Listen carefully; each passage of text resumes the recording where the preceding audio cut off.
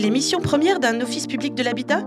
Bailleur social, il lui appartient de mettre en œuvre les politiques d'habitat de la collectivité dont il dépend, tant en construction, rénovation et gestion de parcs. Proximité et engagement sont ses maîtres mots pour répondre efficacement aux besoins du territoire et au service d'un logement pour tous. C'est le cas de Tarn Habitat, bailleur social historique du département éponyme, engagé depuis plus de 70 ans aux côtés des élus et acteurs territoriaux. Face aux enjeux actuels, comment avance-t-il sur le chemin de la transition environnementale et quels sont pour lui les apports de la certification ? Bonjour à tous, je suis Pauline Polgar, directrice de la rédaction de Bâti Actu, le premier site d'information des professionnels du cadre de vie. Vous êtes à l'écoute de l'émission Les partenaires du bâtiment responsable, le podcast de Promotelec Service qui met en lumière les initiatives et les acteurs clés du secteur pour des constructions et des rénovations performantes et bas carbone.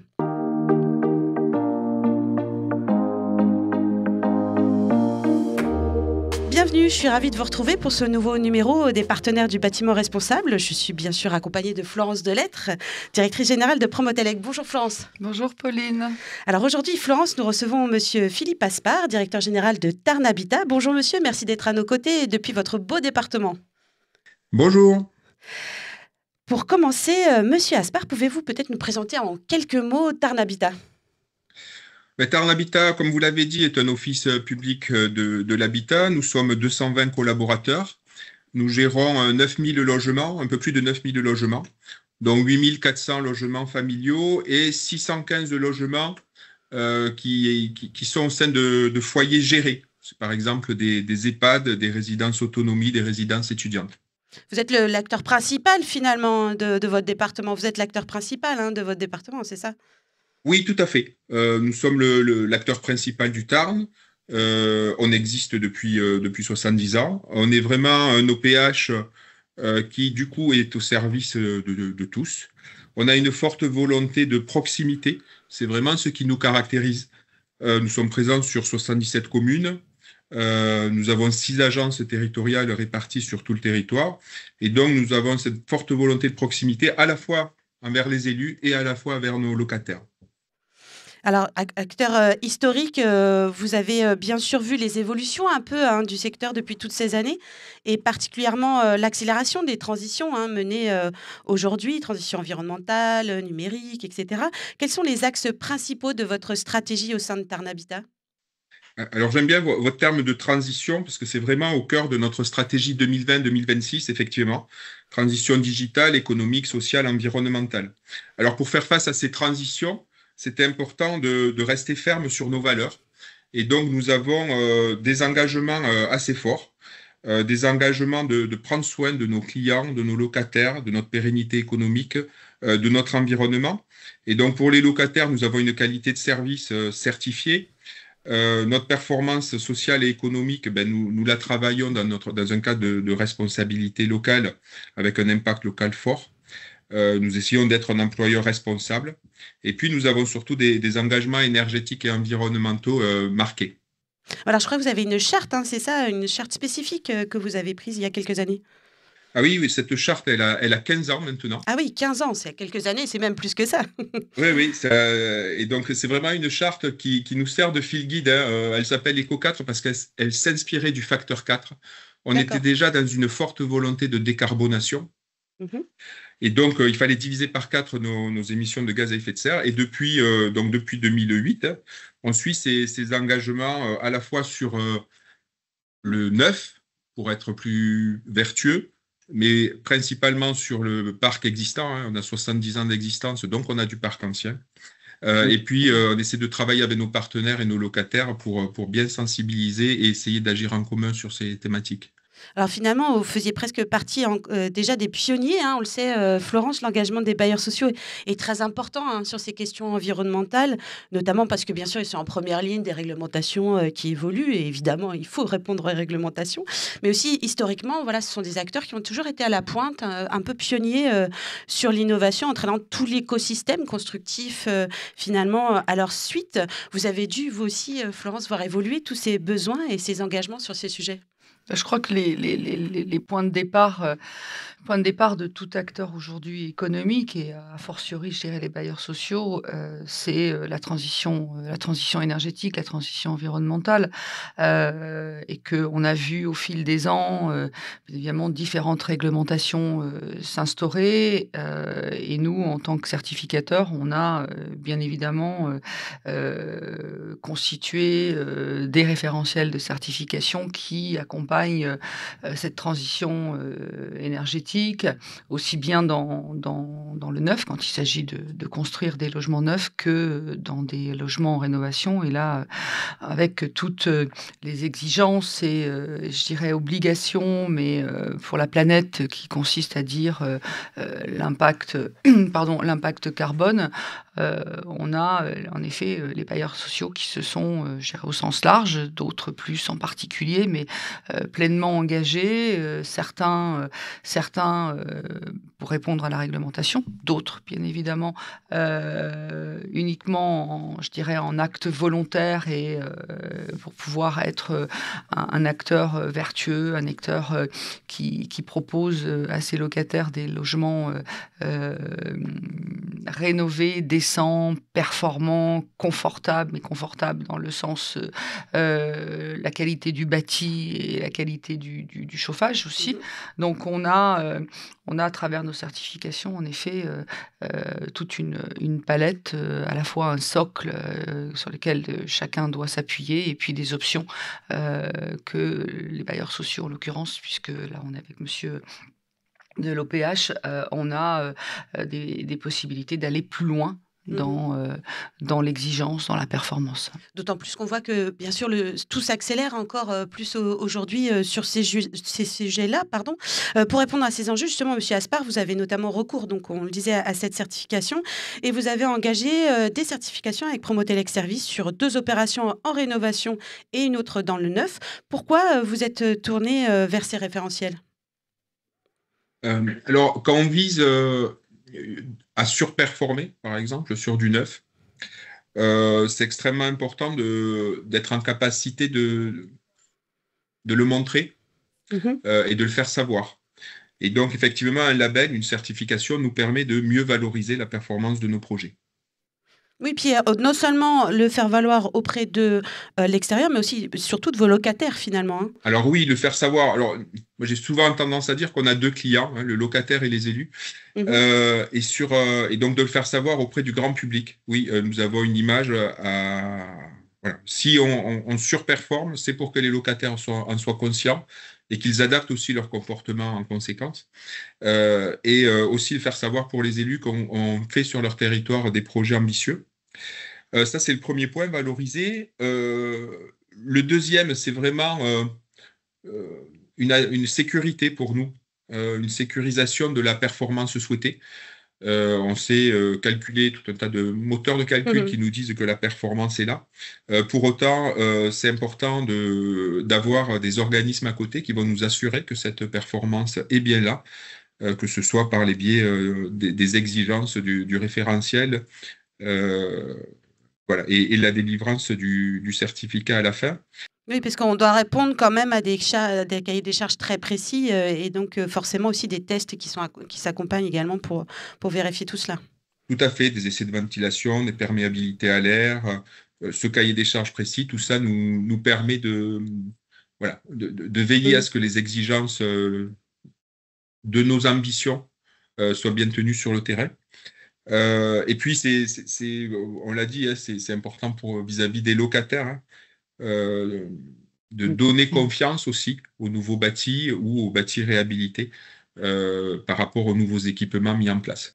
Bien sûr, pour eux, c'est aussi la sécurité de savoir ce qui a été installé.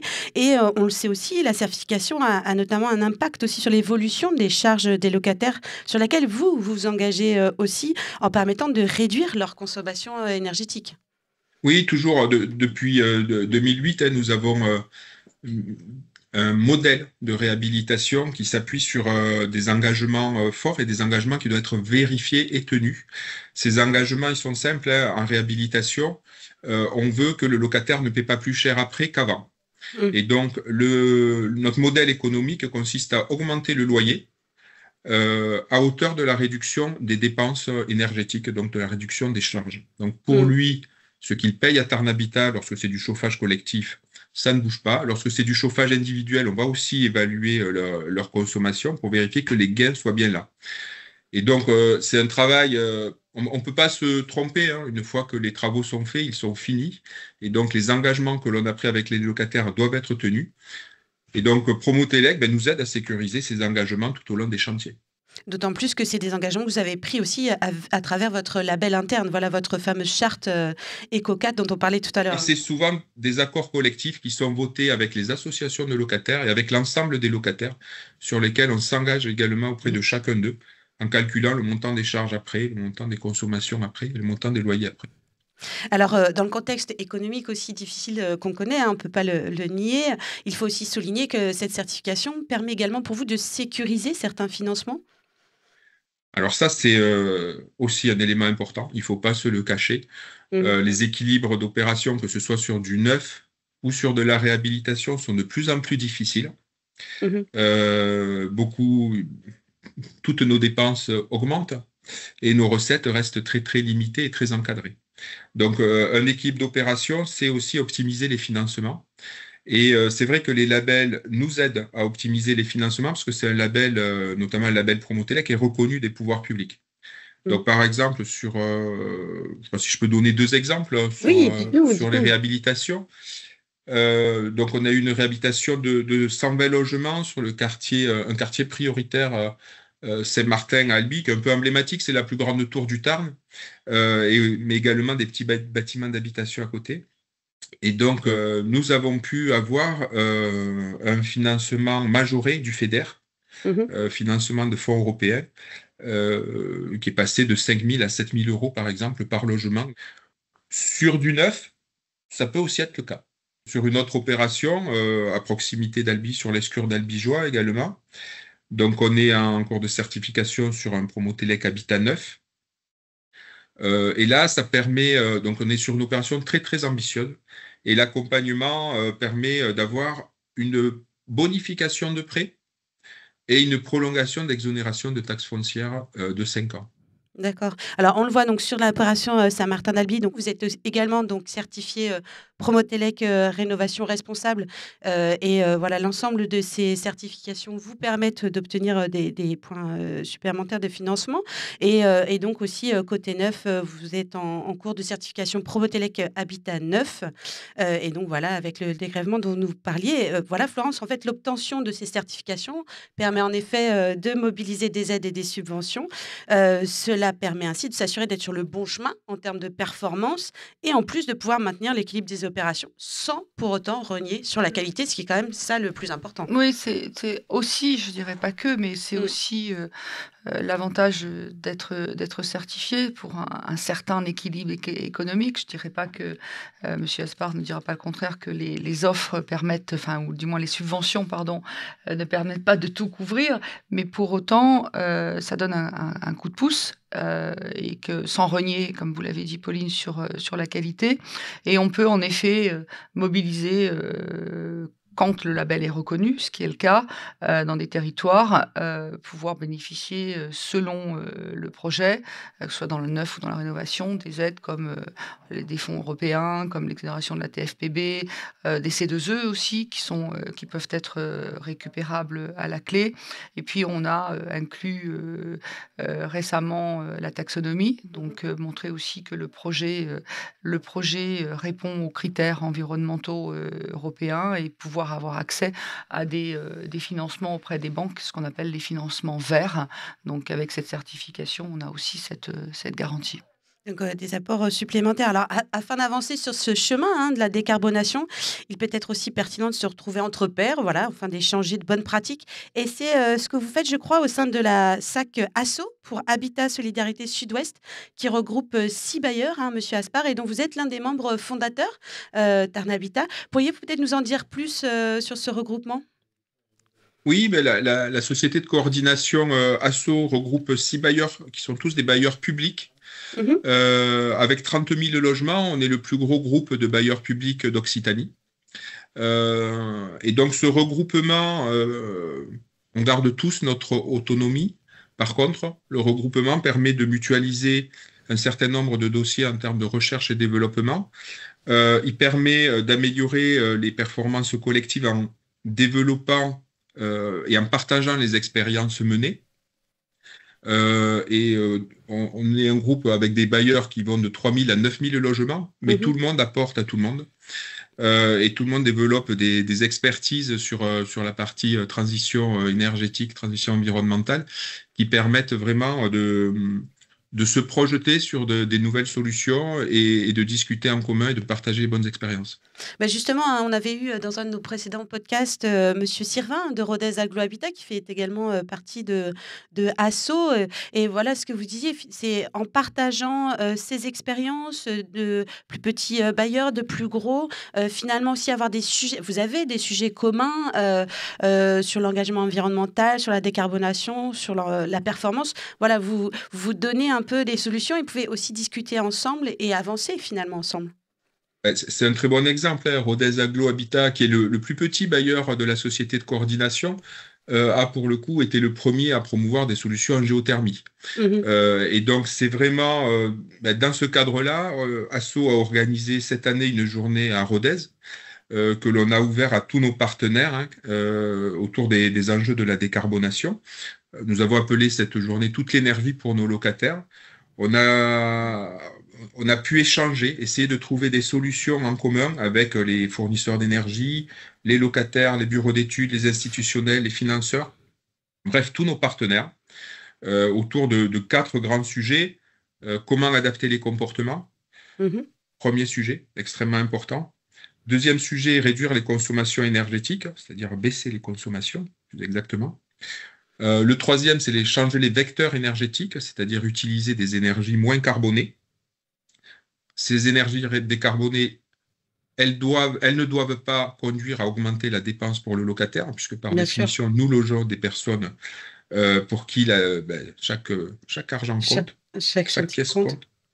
Et puis le dernier, c'est produire des énergies renouvelables, puisque nous sommes de plus en plus nombreux à produire des énergies renouvelables. Et donc, le modèle de la production de l'énergie renouvelable, est-ce qu'on la revend à nos locataires? Est-ce qu'on l'utilise pour nous? Est-ce qu'on la revend à d'autres? Ou est-ce qu'on en fait bénéficier gratuitement à nos locataires? Tous ces modèles sont interrogés. Et toutes ces thématiques sont vraiment au cœur de la stratégie de chacun des organismes. Et donc, voilà, on a fait cette grande journée à Rodez en illustration de nos actions menées par la SAC-Asso. Bah oui, mais on le voit, hein, vous êtes tous sur ce socle de valeurs communes avec cette volonté d'avancer sur ces sujets. Et puis on le sait, hein, finalement, Florence, la collaboration, l'engagement de tout un écosystème au sein même des territoires, ce dialogue entre eux, c'est aussi la clé pour avancer plus vite, hein, finalement, sur ces sujets. Oui, toutes ces expériences, ces regroupements ou ces échanges, appelons-les comme on veut, où on réunit toutes nos expériences, les expériences individuelles de chacun. En effet, il y a le côté plus vite, et comme dirait l'adage, tout seul on va vite, mais ensemble on va plus loin. Je crois qu'il y a aussi cette histoire que de dire vite, de dire on va plus loin. On bénéficie peut-être que parmi les membres de Asso, il y a Chaspard le disait, des petits, des moyens, des gros, et qui font profiter de l'expérience au collectif et pour mettre en place des solutions qui vont tous dans le même sens, mais en se nourrissant des uns et des autres. Et puis, je pense que la notion de territoire, où on inclut à la fois les partenaires, mais aussi les citoyens et aussi les élus, permet aussi de concocter quelque chose qui soit acceptable et qui permette de répondre aux aspirations de chacun. Donc ça, c'est quelque chose que je valorise, parce que le collectif est quelque chose de très important pour mener à bien ce genre de dossier. Et ça fait partie aussi de la transition de nos modèles aujourd'hui. Hein. Plus personne ne peut être chacun dans son silo, que ce soit sur le cadre de vie également. Voilà, on n'avance pas chacun dans son couloir, pour reprendre la métaphore de l'athlétisme. Voilà, il faut pouvoir avancer ensemble. Et bien, écoutez, merci beaucoup, Monsieur Aspard, de votre témoignage et votre engagement quotidien pour un logement pour tous et toujours plus performant.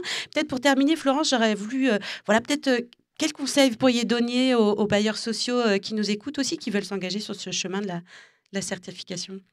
Je crois que les bailleurs sociaux ont bien compris l'intérêt de la certification. Maintenant, je dirais à nous d'être aussi plus visibles pour en montrer les intérêts, que ce soit en termes de qualité, de performance, de sérénité, d'accès aussi à certains financements.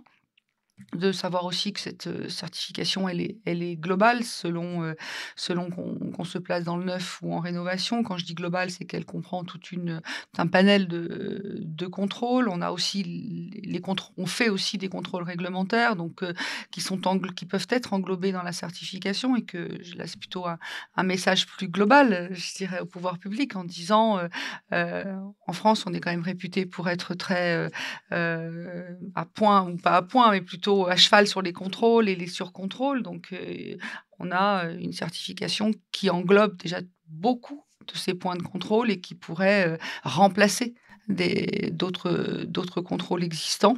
Donc, c'est un gage de simplification aussi et surtout de performance à la fois pour le bailleur et puis aussi pour les habitants des projets de rénovation ou de neuf. Simplification, performance, qualité, sérénité, voilà, c'est des points, j'imagine, qui font écho à vos attentes également, monsieur Aspar. Merci encore d'avoir été avec nous. Et puis, écoutez, nous arrivons à la fin de cet épisode. Merci à tous, à nos auditeurs et à très bientôt, bien sûr, pour un prochain numéro de podcast, Les Partenaires du Bâtiment Responsable. Merci.